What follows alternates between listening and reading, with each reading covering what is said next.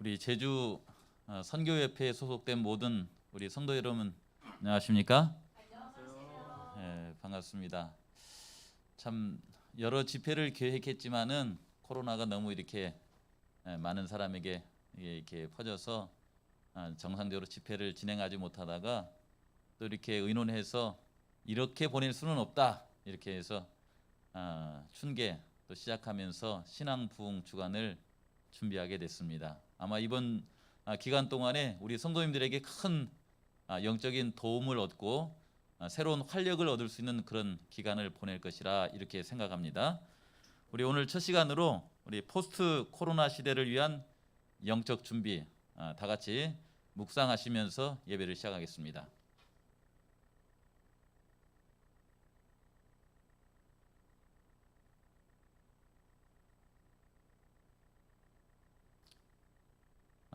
이번 집회의 주제가 아우일고 다 같이 찬양하시고 우리 서귀포교회 정원상 장로님께서 시작 기도를 해주시겠습니다.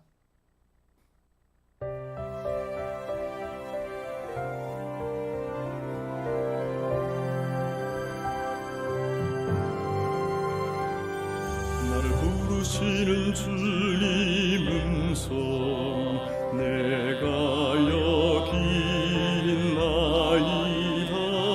절망에 빠진 자들에게 내가 지금 가리이다. 사랑의 기별 전하리라. 복된 희망 나누리라. 어떤 시련이 와도 주의 손 붙들리 멈추지 않고 나는 가리라. 나를 부르시는 주님 음성 내가 여기 있나이다.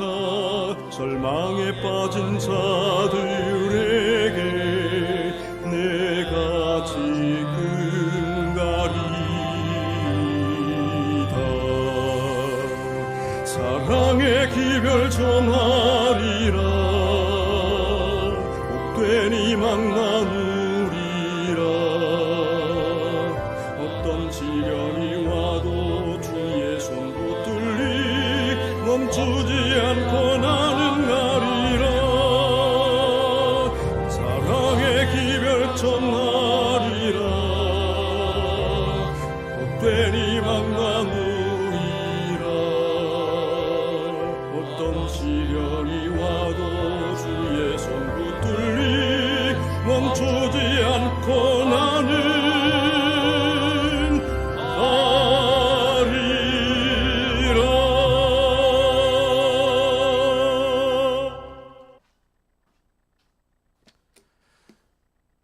믿음의 주여, 또 온전케 하시는 예수를 바라보자. 하나님 아버지, 오늘 하루도 주님의 은혜로 우리를 살게 해주셔서 감사드립니다. 하나님, 사단이 코로나를 통하여 가정을 흔들고 교회를 위태롭게 하고 또 온 세계를 위태롭게 하는 이 위기의 때에 과연 우리는 어디에 서서 무엇을 하고 있는지 바라볼 수 있는 시간을 허락해 주시옵소서. 이러한 때에 우리의 영적인 문제를 살리기 위하여 우리에게 신앙 부흥 주간을 주셔서 감사합니다.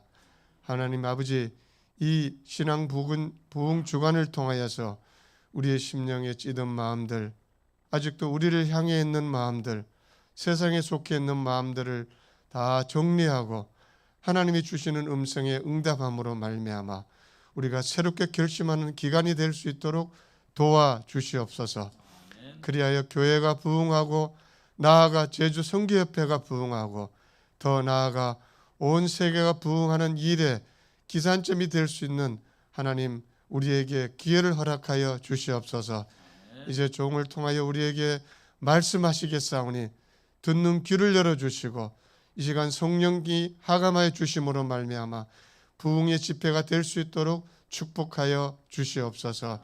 온라인을 통하여 예배드리는 주님의 종들의 가슴도 뜨거움을 경험할 수 있는 시간이 되도록 역사하여 주시옵소서. 우리를 사랑하시는 예수님 이름으로 기도드립니다. 아멘.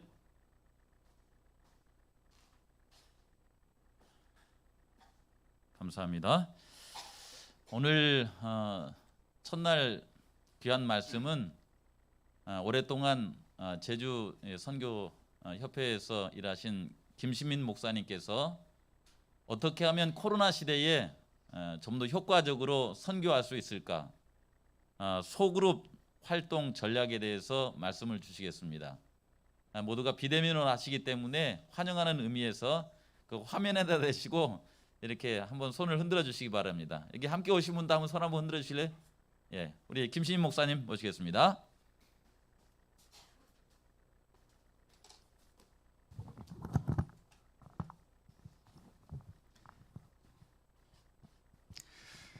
네, 제주 성도 여러분 안녕하십니까? 네.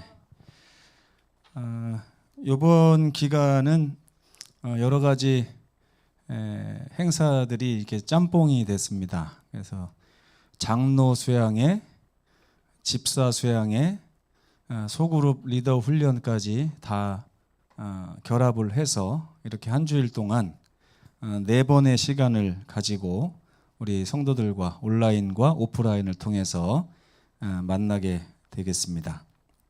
그래서 이름을 제주 선교협회에 그동안 코로나로 인해서 침체됐던 분위기를 일거에 반등을 시켜가지고 다시 한번 부흥해보자라고 하는 의미로 신앙 부흥 주간이라 이렇게 명명을 하게 되었습니다. 그래서 오늘은 제가 말씀을 드리고 내일은 이제 제주 선교협회 새로운 선교부장님으로 오신 김기수 목사님께서 말씀을 주실 것입니다. 그리고 주말에는 최성구 목사님이 주말 부흥의 형식으로 다시 이제 우리의 개인의 신앙과 또 가족의 신앙에 대해서 말씀을 주실 것입니다.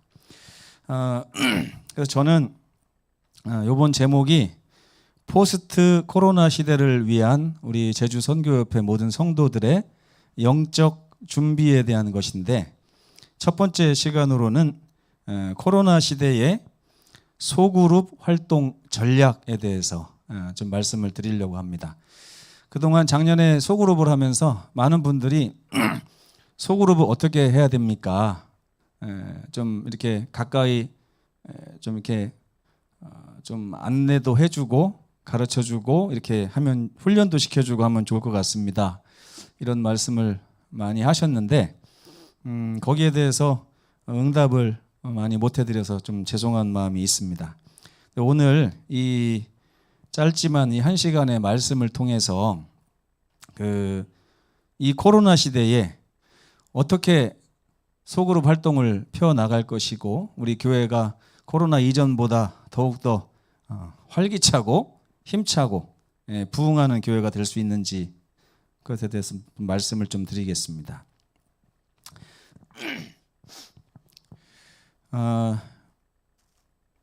주제 성구를 좀 하나 읽어보겠습니다. 히브리서 10장 23절에서 25절에 있는 말씀을 다 함께 읽겠습니다. 방송을 통해서 함께 하시는 분들도 소리내서 동참해 주시면 좋겠습니다. 시작. 또 약속하신 이는 미쁘시니 우리가 믿는 도리의 소망을 움직이지 말고 굳게 잡고 서로 돌아보아 사랑과 선행을 격려하며 모이기를 패하는 어떤 사람들의 습관과 같이 하지 말고 오직 권하여 그날이 가까움을 볼수록 더욱 그리하자. 아멘. 우리가 한 기 동안 히브리서를 많이 배웠죠. 배웠는데 이 코로나 시대를 겪고 있는 우리들에게 너무나 딱 맞는 말씀인 것 같아서 이거를 좀 주제절로 정했습니다. 제가 빨간색으로 이렇게 표시해 놓은 부분이 굉장히 좀 중요한 부분이거든요. 첫 번째 빨간색 글씨는 움직이지 말고 라고 하는 말씀이고, 파란색은 모이기를 패하는 어떤 사람들의 습관이라고 하는 부분에 제가 이제 줄을 쳤습니다. 오늘 여러분과 우리가 함께 나누어야 될 첫 번째 질문이 있다고 생각을 해요. 그 질문의 첫 번째가 뭐냐? 코로나 시대라고 우리가 말을 하는데, 코로나 시대는 성경적으로 어떤 시대를 말하는가? 이 세상이 말하는 코로나 시대와 우리 교회가 말하는 코로나 시대가 어떻게 차이가 있는가 하는 것을 좀 우리가 질문을 해봐야 되지 않을까 싶습니다. 근데 앞에 읽은 말씀에서 제가 빨간색 글씨와 파란색 글씨를 이렇게 뚝 떼어가지고 코로나 시대가 이런 시대다 하고 좀 이렇게 정의를 내려봤어요. 왜? 그동안 3년 동안 겪어보니까 이 말씀하고 코로나 시대하고 영적으로 너무 잘 들어맞는 것 같아서 그렇게 정해본 것입니다. 움직이지 말라 그랬는데 이게 앞을 좀 읽어보면요. 약속하신 이가 미쁘시니 우리가 믿는 도리에 무엇을요? 소망을 움직이지 말고 굳게 잡아야 된다. 그런데 이 코로나 시대는 어떤 시대냐? 많은 성도들이 흔들리고 움직이는 시대인 것 같아요. 마치 추수할 때 막 밀 까부르듯이 이렇게 막 흔들리고 그럴 때 날아가는 겨와 같이 정말 많은 성도들이 이 코로나 시대 한 3년을 주기로 많이 흔들리고 움직이고 소망을 붙잡지 못하고 막 이렇게 하는 것 같습니다. 그리고 또 두 번째는 이 코로나 시대에 모이기를 힘쓰고 있습니까? 자꾸만 우리가 모이기를 패하고 있습니까? 네. 이런저런 사정이 있지만 이 코로나는 이 교회의 모임, 이 모임을 이렇게 너무나 방해를 많이 하고 저해를 하고 있는 것 같습니다. 그래서 이 시대를 또 제가 파란색 글씨로 모이기를 패하는 시대 이렇게 명명을 했어요. 그러니까 제가 목회자로서 느끼는 이 코로나 시대, 이 성도들의 코로나 시대는 이 히브리서에 있는 말씀과 같이 이 두 가지 말씀으로 요약을 할 수가 있었습니다. 첫째는 흔들리고 움직이는 시대예요. 우리 성도들이 흔들리는 시기. 그리고 두 번째는 성도들이 모이기를 패하는 시대다. 그래서 이것을 극복하지 않으면 우리 교회에 정말 희망을 가질 수 없을 정도로 교회가 어려움을 겪을 것 같다 하는 생각을 하게 되는 것입니다. 그래서 이것을 첫 번째, 두 번째를 제가 좀 자세하게 말씀을 드리려고 합니다. 첫 번째, 이 흔들리고 움직이는 그런 시대를 저는 어떻게 명명을 했냐면 신앙이 약해지는 코로나 시대 이렇게 한번 이름을 붙여봤어요. 코로나 시대에 우리의 신앙이 강해진다고요? 약해진다고요? 네, 신앙이 약해지는 코로나 시대. 왜 약해지나 봤더니 무엇인가를 놓치고 사는 시대예요. 세상이 우리를 자꾸만 올가매고 떠밀고 그러다 보니까 진정으로 놓치지 말아야 할 것들을 우리가 놓치고 있더라 이것입니다. 첫 번째로 예수님도 놓치고 예수님의 십자가의 보혈도 놓치고 하늘에 대한 소망도 놓치고 그저 흘러 떠내려가는 것처럼 이리 밀리고 저리 밀리고 코로나 걸려서 뭘 못해요. 격리기간이라 뭘 못해요.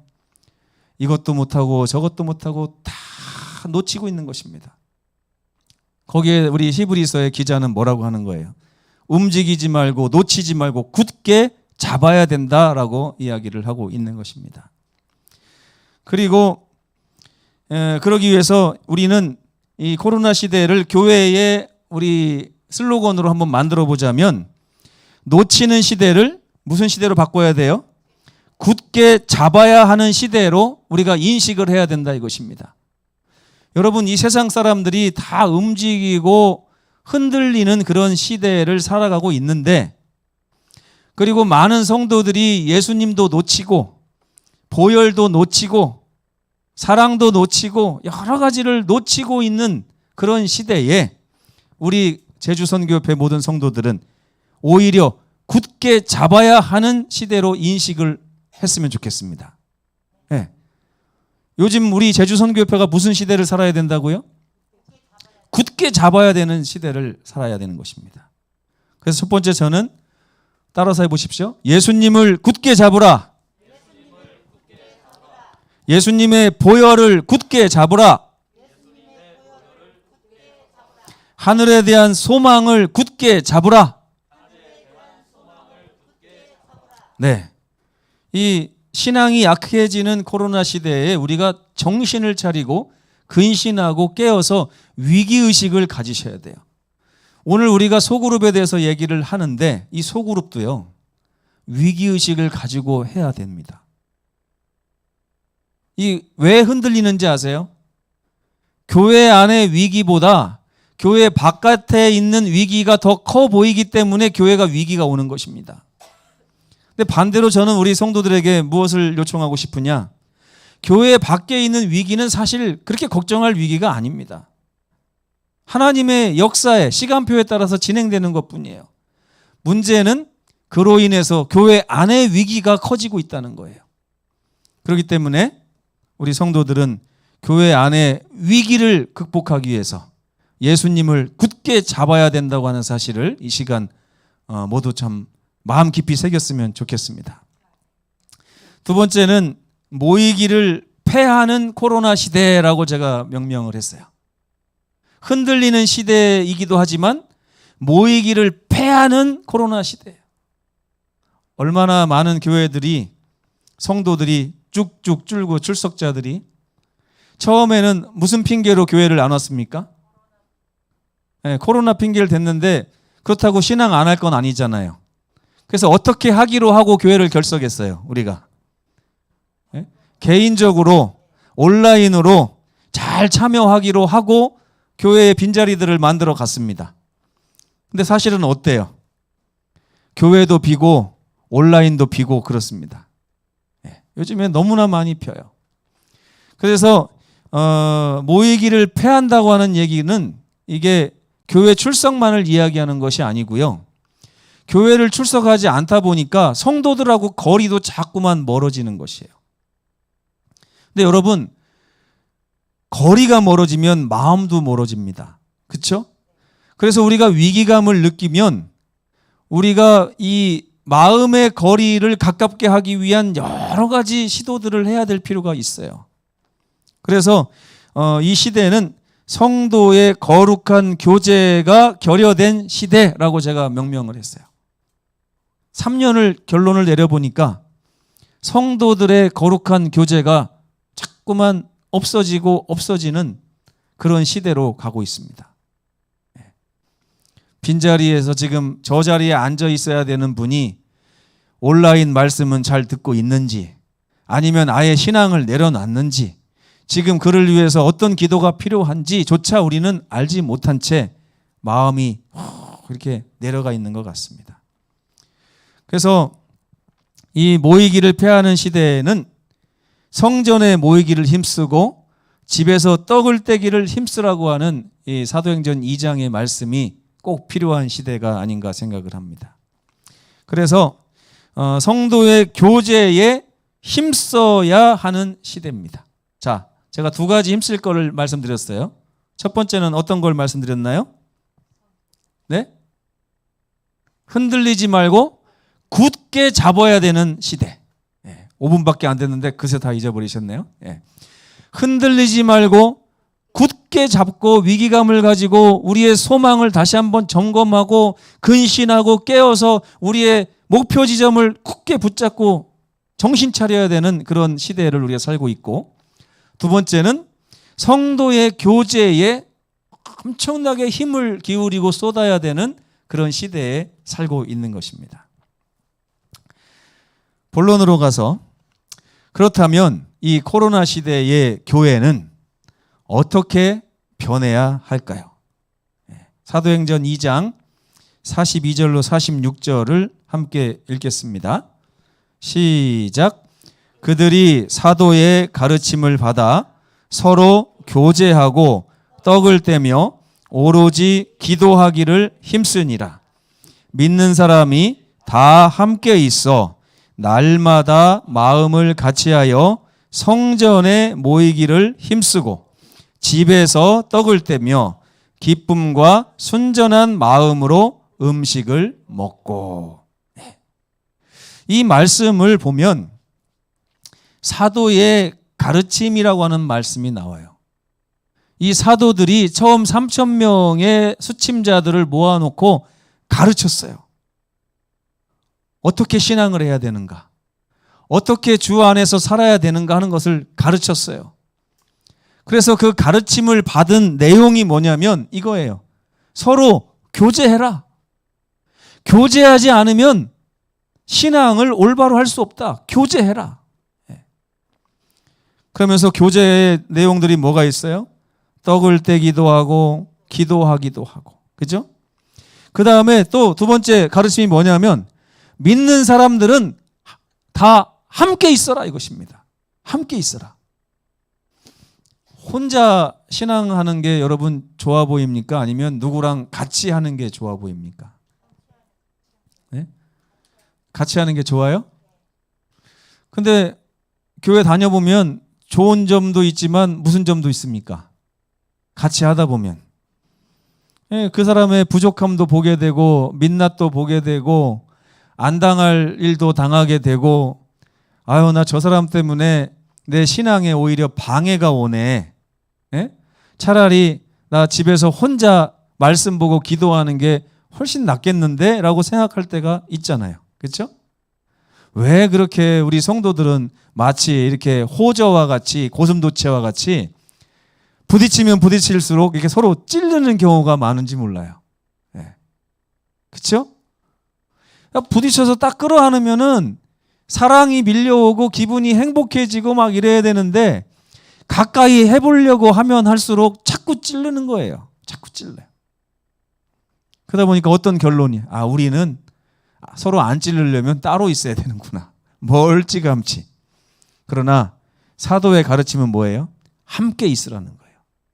믿는 사람은 혼자 있지 말고 함께 있으래요.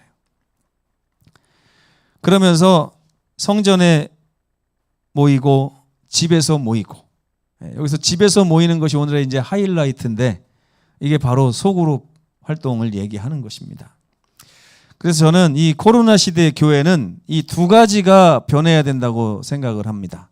첫 번째는 무게의 중심을 이동하라. 이게 무슨 말인지 좀 이따 설명을 드리겠습니다.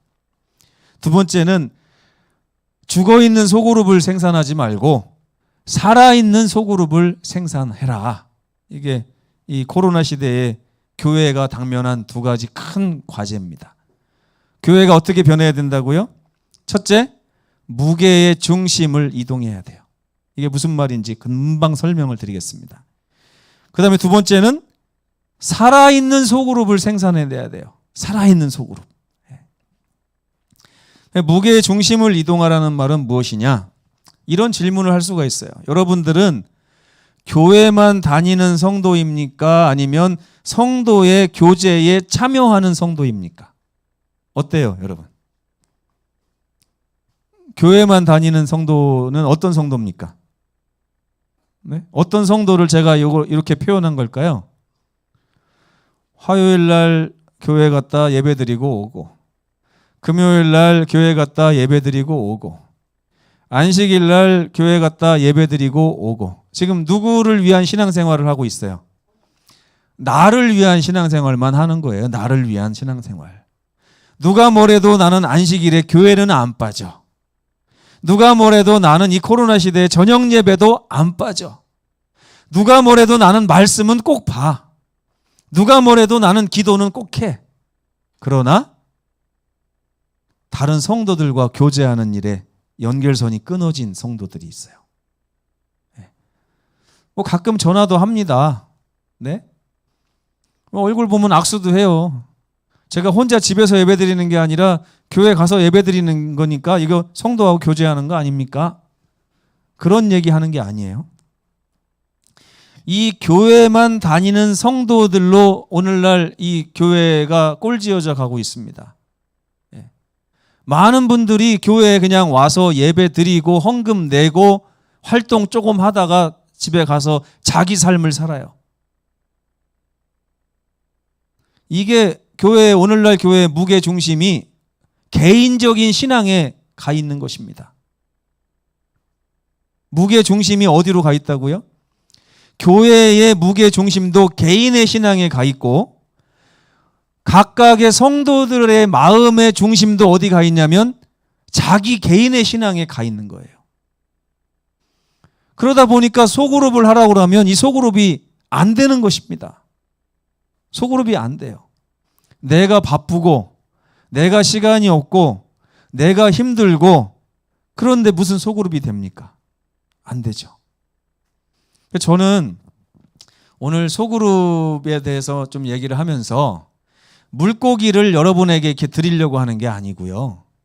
물고기가 어떻게 해야 잡히는가 하는 얘기를 좀 하려고 하는 것입니다. 우리가 근본적으로부터 이 교회가 변하지 않으면 우리 개인의 신앙의 가치관이 변하지 않으면 소그룹은 성공할 수 없습니다. 많은 교회들의 소그룹을 제가 관찰해 봤어요. 그 소그룹이 왜 망하는가? 왜 성장하지 않는가? 딱 한 가지예요. 뭔지 아십니까? 그 성도들이 교회만 다니는 성도들이기 때문에 그렇습니다. 교회만 다니고 싶어하는 성도들에게 교제하고 돌보라 하니까 안 되는 거예요. 안 되는 거. 그래서 교회의 무게중심을 어디로 옮겨야 될까요? 파란색 글씨를 한번 함께 읽겠습니다. 시작. 성도의 교제를 교회의 중심에 두라. 여러분 교회 왜 다니는 것입니까? 라고 물어보면 구원 얻으려고 구원 얻었으니까 다니죠. 이렇게 대답할 수 있어요. 이건 누구 중심의 신앙이에요? 나 중심의 나를 위한 구원론입니다. 나를 위한 구원론. 그런데 소그룹은 그렇지 않아요. 소그룹이 성장하는 것은 나를 위한 신앙이 아니라 내 형제를 바라보는 신앙으로 무게중심이 옮겨가야만 소그룹이 성공할 수 있습니다. 아유, 나 구원받기도 힘든데 남까지 신경 써야 됩니까? 어떻게 생각하세요? 여러분? 아무튼 이건 좀 이따 얘기하기로 하고 성도의 교제라고 하는 부분을 교회의 중심에다 둬야 돼요. 성도의 교제는 나를 위해서 하는, 나 좋으려고 하는 게 아닙니다. 물론 나도 좋아요. 근데 우리 주변에 지금 소외당하고 우리 손길이 미치지 않으면서 외면당하고 그렇게 신앙하는 연약한 성도들이 얼마나 많습니까? 그들을 향해서 우리의 마음의 중심이 이동해야 된다는 것을 이야기하고 있는 것입니다. 그래서 이 교회는 어떻게 변해야 되느냐? 모두가 단 한 사람도 예외 없이 소그룹에 참여하도록 만들어야 돼요. 이게 교회에 변화해야 될 두 가지입니다. 마음의 중심을 내가 아닌 내 형제에게로 옮기고 한 사람도 빠짐없이 소그룹에 동참시켜서 성도의 교제를 나누게 하는 교회가 성공할 수 있습니다. 성장할 수 있어요. 그래서 파란색 글씨 한번 읽어보겠습니다. 시작. 함께하는 신앙을 배우고 나누라. 이거를 해야 돼요. 함께하는 신앙. 나 혼자 하는 신앙이 아니고요. 여러분 이 질문을 한번 보세요. 여러분은 그동안 나 홀로 신앙하는 나 홀로 신앙인이었는가? 아니면 내 형제의 신앙을 살피고 돌보는 함께하는 신앙인이었는가? 이 무게중심이 바뀌어야만 이 교회가 성장할 수 있습니다. 그래서 이 교회, 코로나 시대의 교회는 이 두 가지가 바뀌어야 돼요. 무게중심과 모두가 소그룹에 한 명도 예외 없이 다 동참하는 것이 신앙이라고 가르쳐야 돼요. 그동안 우리는요, 성도의 교제를 하지 않아도 그 신앙이 잘못됐다는 것을 아무도 알아채지 못했습니다. 그냥 안식일날 교회 잘 안 빠지고 나오면 그 사람이 안식일날 저기만 앉아 있으면 우리는 문제 없는 신앙인이라고 인식할 때가 많았어요. 그러나 아닙니다. 그 신앙인은 혼자 죽어가게 돼 있어요. 이게 아주 중요한 교훈입니다. 자, 그렇다면 교회도 변해야 되지만 코로나 시대의 성도들은 또 어떻게 변해야 되느냐? 사도행전 2장 44절에 아까 말씀드린 거 있죠? 믿는 사람은 어떻게 된다고요? 다 함께 있어야 된다. 제가 이거를 처음에 이렇게 생각했어요. 믿는 사람은 1000명이든 2000명이든 5000명이든 10,000명이든 다 함께 있어야 된다. 이렇게 읽었어요, 이 말씀을. 그런 말씀이 아닙니다, 여러분. 믿는 사람은 누구든지 혼자 있지 말고 함께 있어야 된다, 이런 가르침이에요. 혼자 있으면 안 된다는 거예요. 여러분, 아이를 낳고 혼자 방치하면 어떻게 됩니까? 잡혀가죠? 그 죄가 뭐예요, 죄? 예? 방임죄기도 하고 학대죄입니다. 학대죄. 아동 학대죄. 그죠? 근데 이 교회 안에요, 너무나 많은 성도들이 학대를 당하고 있어요. 방임을 당하고 있습니다. 왜 그럴까요? 마음의 중심이 내 개인의 신앙에 집중되어 있기 때문에 그렇습니다. 근데 내 개인의 신앙에 집중되는 것도 괜찮다고라면 뭐 그냥 말씀을 안 드려도 될 것 같아요. 하지만 이 개인의 신앙에 집중된 것은 항상 문제를 일으킵니다. 그게 무슨 말인지를 좀 살펴볼 건데, 또 아까 읽었던 주제절을 다시 한번 읽어보겠습니다. 주제절은 이 히브리어는 이 문장을 구성할 때 맨 가운데에다가 제일 핵심적인 단어를 갖다 놓아요. 그거를 이제 카이아즘이라고 하는데, 위에 보면 우리가 믿는 도리의 소망을 움직이지 말고 굳게 잡아라, 이 말하고, 두 번째는 사랑과 선행을 격려해서 모이기를 패하는 어떤 사람들의 습관 갖지 말고 모여라, 이런 말을 하는데, 이 두 가지의 핵심적인 말이 가운데에 뭐라고 써 있습니까? 서로 돌아보라. 이게 정말 중요한 말이에요. 서로 돌아보라. 그래서 코로나 시대 성도는 어떻게 변해야 되는가? 첫째, 함께 있어야 됩니다. 따라서 해보세요. 함께 있으라. 함께 있어야 돼요. 함께. 두 번째, 서로 돌아보라. 예. 이게 무슨 말인가? 혼자 하는 신앙은 반드시 실패하게 되어 있습니다. 혼자 하는 신앙은 반드시 실패하게 되어 있어요. 여기 보면 전도서 4장 10절에 이런 말씀이 있습니다. 혹시 그들이 넘어지면 하나가 그 동물을 붙들어 일으키려니와 홀로 있어 넘어지고 붙들어 일으킬 자가 없는 자에게는 뭐가 있다고요? 화가 있으리라. 그리고 나서 11절 지나고 12절에 결론적으로 이렇게 얘기합니다.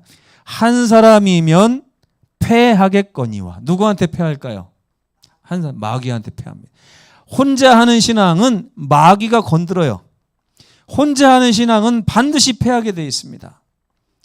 두 사람이면 맞설 수가 있대요. 참 희한하죠? 예수님 손을 붙잡으면 맞설 수 있다고 하는 게 아니라 혼자 있는 사람은 패하는데 두 사람만 같이 있어도 맞서 싸울 수 있다는 것입니다.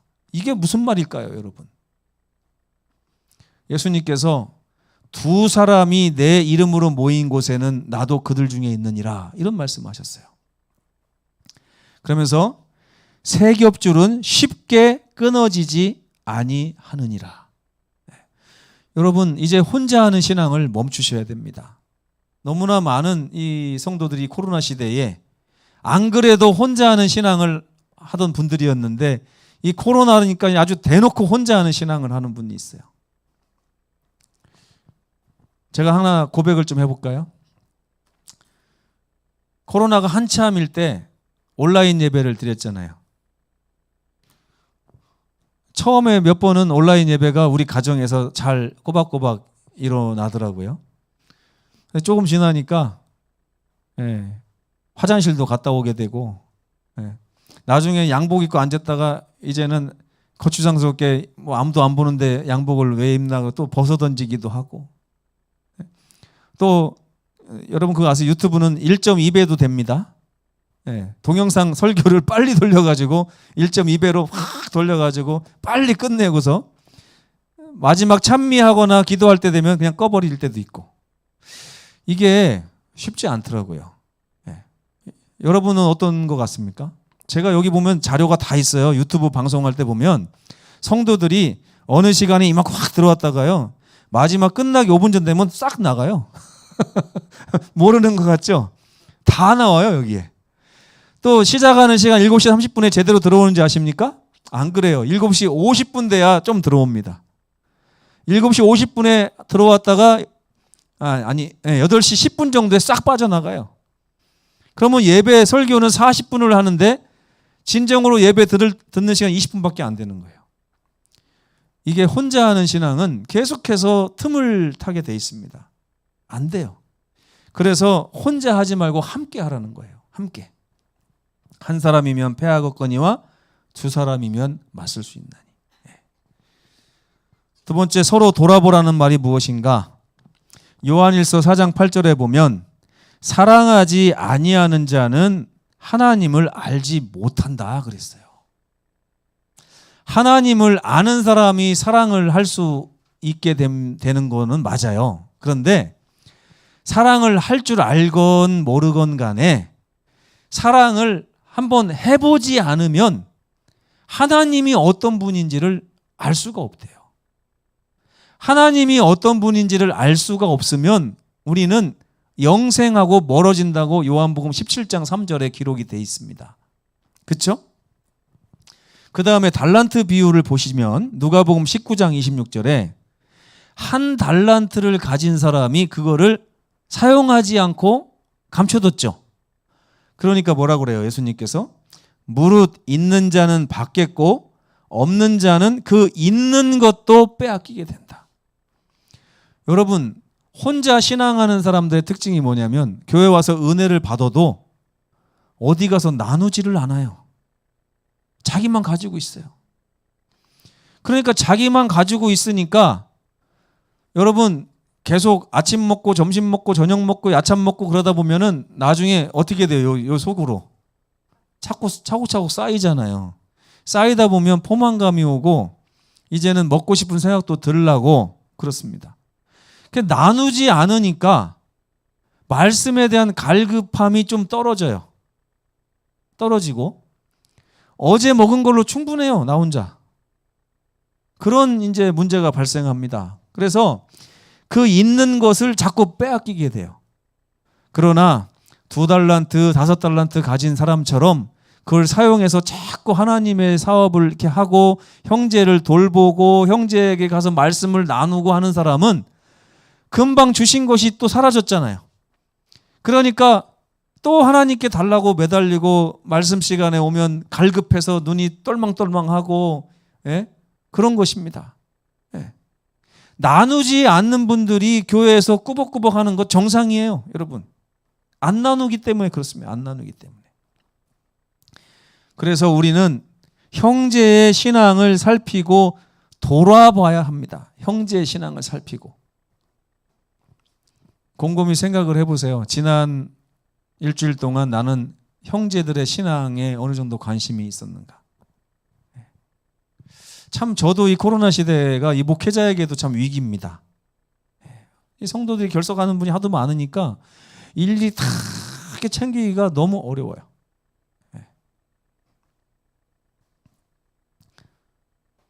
그래서 오늘의 이제 최종적인 본론인데, 그렇다면 코로나 시대의 소그룹 활동은 어떻게 해야 될까?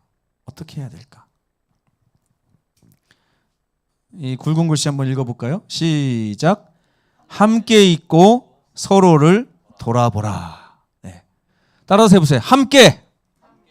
네. 함께. 네. 함께가 너무나 중요해요. 여러분, 오늘 염집사님 교회 올 때 누구랑 왔어요? 남편하고만 왔죠? 네. 함께. 내 가족 말고 내가 함께 교회 다닐 사람이 있어야 돼요. 여러분, 그게 소그룹입니다. 이해가 되세요? 교회를 함께 다녀야 돼요. 함께. 두 번째, 여러분 말씀 누구랑 보십니까? 말씀 누구랑 보세요? 혼자 보시죠? 기껏해야 가족끼리 볼 때도 있지만 부부도 사실은 따로따로 말씀 볼 때가 많아요. 그렇죠? 근데 혼자 따로따로 보는 거하고 말씀을 함께 볼 때하고는요, 이게 차원이 달라요. 은혜가 몇 곱절이 됩니다. 얼마나 감동적인지 몰라요. 그래서 말씀을 연구할 때도 누군가와 함께 하시기 바랍니다. 이게 소그룹 전략이에요. 세 번째, 여러분 기도 누구랑 하세요? 혼자 하시죠? 보니까 다 혼자네. 그죠? 네. 교회도 혼자 다니고 말씀도 혼자 연구하고 기도도 혼자 하고. 근데 사실은 혼자도 안 나와요. 혼자도 말씀도 안 읽어요. 혼자 기도도 안 하는 성도들이 얼마나 많은지 모릅니다. 근데 소그룹은요, 혼자 해서 안 되는 사람도 함께 하게 하면 됩니다. 여러분. 그러면 소그룹은 나에게도 좋은 거예요? 안 좋은 거예요? 좋은 거예요. 그러니까 여러분, 한 주일을 살아가시면서 시간표를 짜세요. 이거는 교회별로, 개인별로, 소그룹별로 다 하셔야 될 일입니다. 교회는 여러분 예전에 소그룹은 막 20명씩 30명씩 모아놨어요. 한 소그룹을. 그러면 그분들하고 함께 교회 다니려면 힘들어요? 안 힘들어요? 얼마나 힘들어요. 그죠? 근데 윤 집사님 내외하고 여기 송 집사님 내외가 함께 교회 다니기로 서약을 하는 거예요. 우리 함께 교회 다니다가 함께 하늘까지 가자. 그러면 교회 올 때 누구한테만 전화하면 돼요? 윤 집사님은. 송명수 집사님하고 전화해서 오늘 장로님하고 집사님 교회 올 거지? 이렇게 물어보면 돼요. 어느 날은 집사님이 전화해서 오늘 조 선생님하고 윤 집사님 교회 오지? 이렇게 해서 함께 이 자리에 앉으면 그게 은혜가 얼마나 큰지 몰라요. 네. 말씀도 요즘에 얼마나 좋습니까? 카톡 같은 걸로 나눌 수 있잖아요. 그리고 정해가지고 뭡니까? 오늘 이번 주에 우리는 같이 넷이서 이제 뭐 시대소망 1장을 읽고 와서 이렇게 체크합시다 라든지. 그리고 서로 모여가지고 우리 오늘 잠깐 기도하게. 그래서 나 혼자 기도할 게 아니라 집사님 뭐 기도 제목 있어? 기도하는 거예요. 그런 다음에 이렇게 함께 교회 다니고 함께 말씀 연구하고 함께 기도하는 사람들은 나중에 꿈이 생겨요. 꿈이 생겨요. 함께 일도 할 수 있습니다. 그래서 집사님 우리 힘을 모아서 어린 양 하나 먹여볼까? 네? 요한복음 21장에 보면 내 어린 양을 먹이라 그러잖아요. 그죠? 예수님께서. 우리가 서로가 이제 신앙적으로 굳게 선 것 같으니 우리가 함께 어린 양을 한번 먹여볼까요?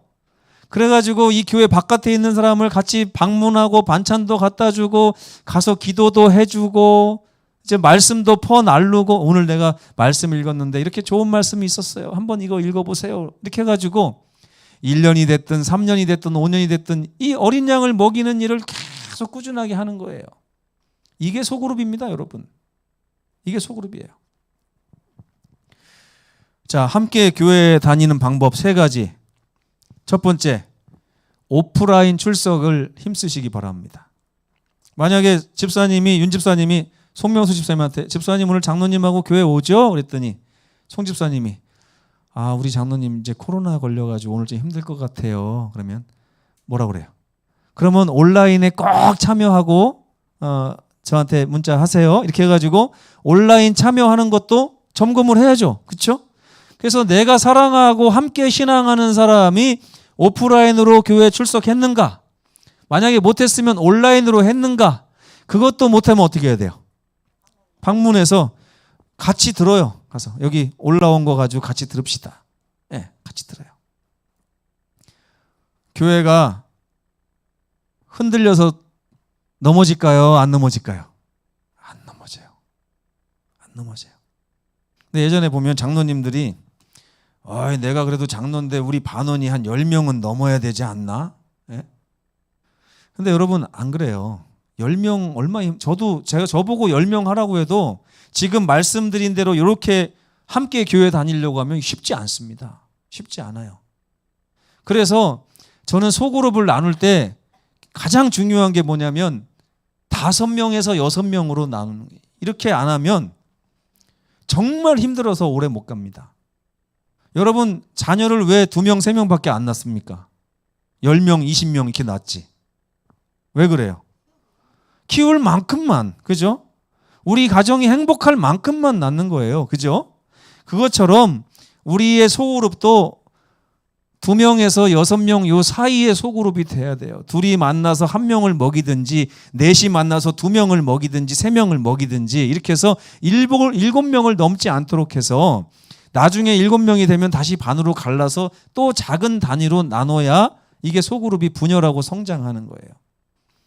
소그룹이 숫자가 많아야만 잘 된다고 생각하는 분이 아닙니다. 숫자가 많은 소그룹은 망하게 돼 있어요.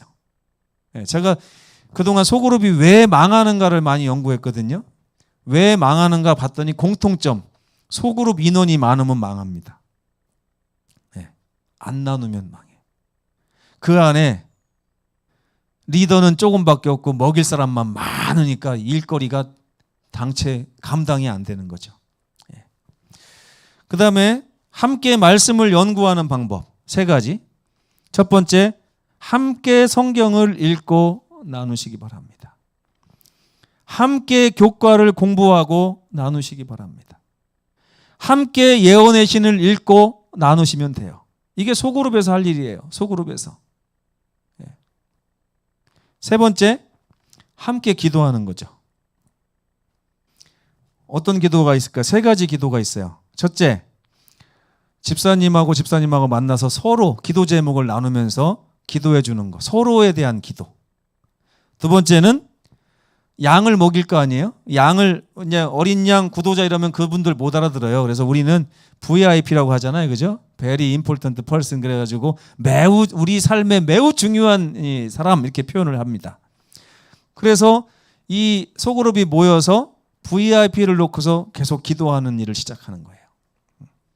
그런 다음에 정말 잊지 말아야 될 게 있어요. 이번 교과에도 나왔는데 교회의 목자들을 위해서 기도를 하셔요. 우리 소그룹 리더들을 위해서 기도하시고 장로님들을 위해서 기도하시고 또 목회자와 우리 협회장님과 연합회장님들을 위해서 기도를 하는 것입니다. 이렇게 기도하면 기도를 받는 사람이 좋을까요? 기도를 하는 사람이 좋을까요? 네? 기도 받는 분도 좋지만요. 기도하는 사람이 복 받는 게 한 3-4배 더 많습니다. 한번 해보시기 바랍니다. 내가 왜 저 미워 죽겠는 저 사람을 위해서 왜 기도를 해야 돼? 우리 목사님 미워 죽겠는데, 우리 장로님 미운데 내가 왜 기도를 해야 되지? 아니에요. 여러분이 저를 위해서 기도해 준다고 그래서 제가 그 중에 몇 개나 알아챌지 모르겠어요. 그러나 기도할 때 여러분이 복을 받습니다. 기도할 때. 그래서 이런 기도를 그냥 무작정 하지 말고 모여서 함께 하라는 거예요. 함께. 그죠? 그리고 마지막으로 함께 어린 양을 돌보는데, 이거는 부부가 준비가 돼야 아이를 낳는 것처럼 이 소그룹이 준비가 돼야만 아이를 낳을 수 있어요. 그래서 어느 정도 함께 말씀 보고 함께 기도하고 또 이제 그러는 이제 소그룹, 함께 교회 다니고 이런 소그룹이 되면 그 소그룹은 준비가 됐어요. 그렇게 준비가 되면 어린 양을 낳을 수 있도록 하나님께 기도를 해주세요. 하나님, 우리가 누구를 섬기면 좋겠습니까? 누구와 함께 누구를 데리고 교회를 다녀야 되겠습니까? 하고서 이렇게 한번 구도자도 한번 알아보고, 구도자 써오라니까 막 60명 70명 써오지 마시고 딱 2명 내지 3명 딱 해가지고 우리가 3년에서 5년 동안 이분들하고 함께 하늘나라 갑시다. 하늘나라 갈 때까지 함께 말씀 보고 함께 기도하고 함께 교회 다니기 위해서 지금부터 성령과 함께 연합합시다. 이렇게 하면 하나님이 영혼을 주십니다. 그리고 그 어린 양을 말씀으로 먹이시는 거예요. 말씀으로 먹이는 거 설교하라는 거 아니에요. 그냥 하루에 하나씩 이렇게 성경절을 하나 보냈어요. 집사님 아니면 누구 성도님 이렇게 해가지고 오늘 제가 말씀을 읽는데 갑자기 잠언 몇 장 몇 절에 아주 좋은 말씀이 있어서 이렇게 깨달았는데 이게 너무 당신에게 필요한 것 같아서 보냅니다. 한번 읽어보고 은혜 받으세요. 이렇게 하면서 이 정도만 해도 말씀으로 먹고 성령이 함께 하십니다. 거기에. 그런 다음에 그 어린 양과 사귀고 교제해야 돼요. 자주 만나야 돼요. 자주 만나야 돼.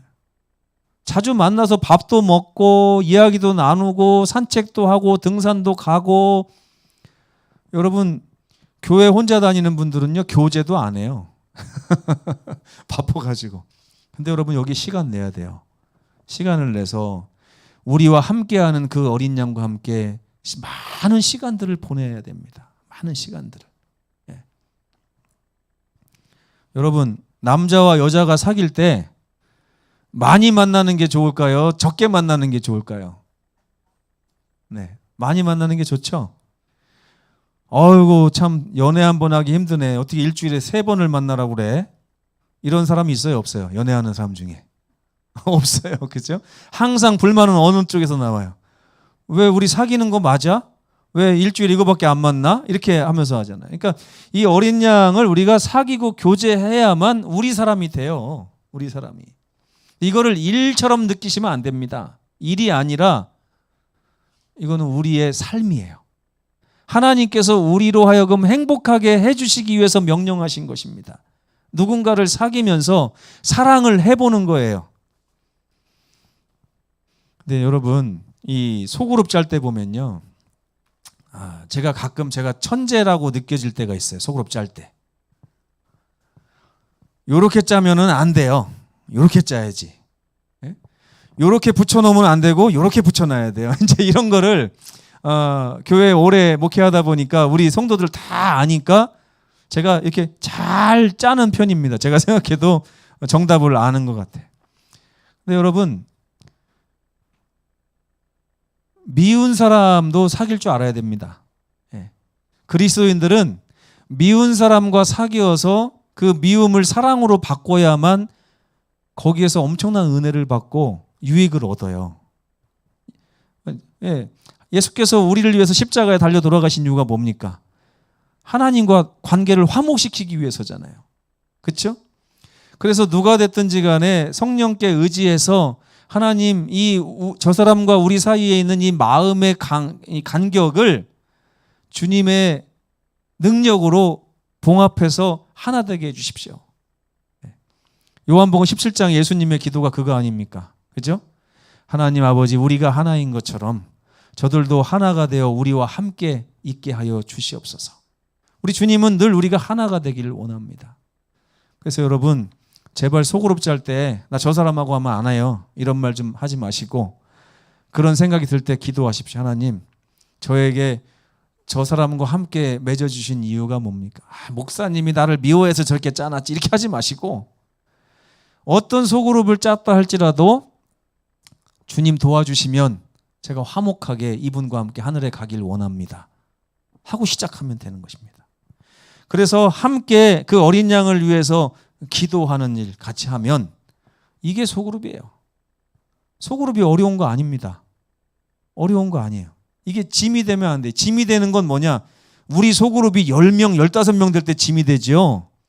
우리 소그룹이 단 나를 빼고서 한 3, 4명만 있는 소그룹이다. 나는 이걸 하면서 교회 다닌다 이렇게 생각하시고 다니면 얼마나 행복한지 몰라요. 얼마나 행복한지 모릅니다.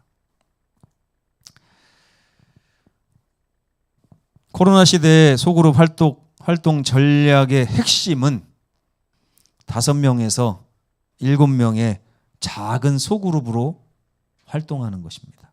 이러면 코로나 시대 여러 제재 다 벗어날 수 있습니까? 다 할 수 있어요. 코로나 때문에 교회 선교 못한다 이런 말 아무 소용없습니다. 다 할 수 있는 것입니다. 예. 결론을 요약하고 마치겠습니다. 코로나 시대는 어떤 시대인가? 흔들리고 움직이는 시대, 모이기를 패하는 시대. 그러나 이 시대를 우리는 굳게 잡아야 하는 시대로 인식해야 되고 성도의 교제에 힘써야 하는 시대로 인식해야 됩니다. 소망을 굳게 잡고 성도의 교제에 힘쓰는 그런 교회가 됐으면 좋겠습니다. 코로나 시대의 교회는 어떻게 변해야 됩니까? 무게 중심을 성도의 교제에 둬야 됩니다. 더 이상 혼자 하는 신앙을 멈추고 이제는 함께하는 신앙으로 가야 돼요. 그리고 함께하는 신앙을 배우면서 나누는 경험을 할 때 이 교회가 힘을 얻게 됩니다. 코로나 시대의 성도 어떻게 변해야 됩니까? 혼자 있지 말고 함께 있어야 돼요. 혼자 있으면 있는 것도 빼앗기고 넘어질 수밖에 없습니다. 그리고 형제의 신앙을 살피고 돌아봐야 돼요.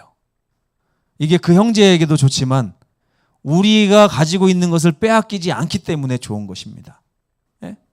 많은 분들이 혼자 있다가 멀어지는 거예요. 같이 있는 분은 절대 신앙을 포기하지 않습니다. 코로나 시대의 소그룹 활동 전략은 무엇입니까? 핵심 함께 읽겠습니다. 시작. 함께 있고 서로를 돌아보라. 어떻게 해요? 함께 교회 다녀라. 함께 말씀 연구해라. 함께 기도해라. 함께 어린 양을 돌보라. 이 네 가지만 있지 않으면 우리 소그룹들은 어려운 게 없어요. 함께 하고자 하는 곳에 모든 길이 있습니다. 이렇게 함께하며 서로를 돌아보는 그런 제주 선교협회 내 84개 소그룹이 됐으면 좋겠고요.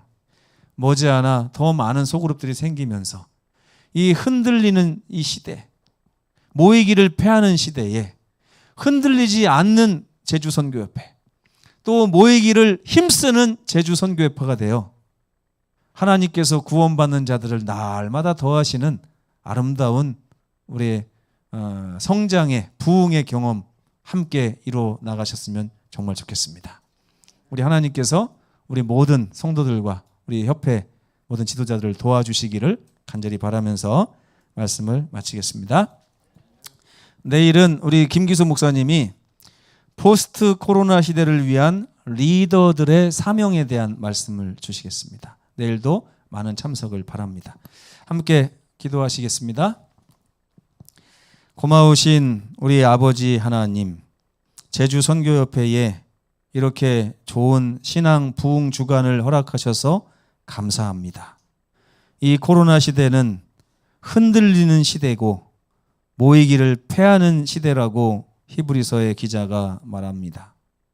오늘날 너무나 많은 성도들이 혼자 있기 때문에 흔들리고 형제를 돌보지 않기 때문에 모이기를 패하며 하나님으로부터 멀어져 가고 주저앉고 그러고 있습니다. 아버지, 제주 선교협회는 다시 한번 이 위기를 기회 삼아서 흔들림 대신에 굳게 잡는 믿음을 갖게 하여 주시고 모이기를 패하는 대신에 우리 소그룹으로 똘똘 뭉쳐서 모이기를 더욱더 힘쓰는 성전에서 모이고 가정에서 모이고 또 밖에서 모이는 아름다운 성도의 교제가 더욱 왕성해지는 그런 협회가 될 수 있도록 함께하여 주시옵소서. 많은 소그룹 리더들에게 은혜를 더하여 주시고 그 마음 가운데 함께 교회 다니고 함께 말씀 보고 함께 기도하고자 하는 그 마음을 주셔서 그것이 얼마나 우리 신앙의 복된 말씀인지 하는 것을 경험적으로 깨닫고 아는 리더들 될 수 있도록 도와주시옵소서. 이번 한 주일 내내 주께서 주시는 말씀을 통해서 우리 모든 제주 성도들이 부흥하고 한 걸음 나아갈 수 있도록 은혜 더하여 주시옵기를 예수 그리스도의 이름으로 간절히 기도합니다. 아멘.